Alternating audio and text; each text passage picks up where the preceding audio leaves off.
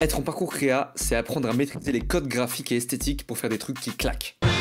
C'est savoir quel typo utiliser, comme X en MS, quelle forme, quelle couleur. C'est comprendre pourquoi tel design est réussi. Voilà par exemple des affiches de cinéma réussies. Voilà des campagnes publicitaires réussies. Et voilà une bande-annonce de film réussie.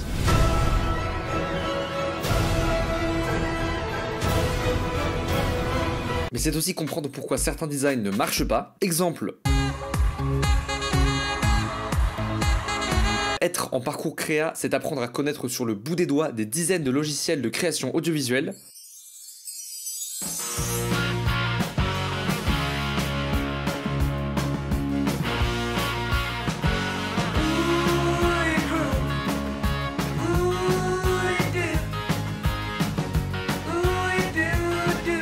C'est apprendre à utiliser les différents outils qui servent dans le monde de l'audiovisuel, les caméras, les appareils photo, les micros, les ordis, les compresseurs.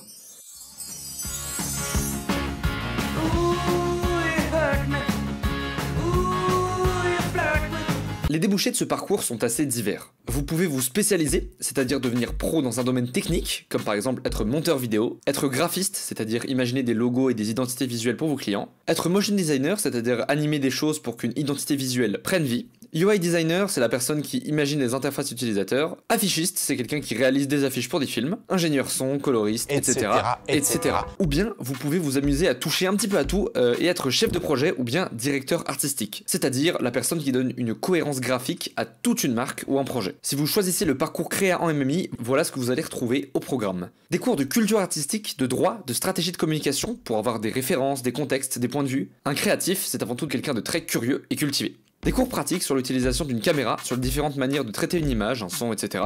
Et enfin, des cours techniques sur tout plein de logiciels.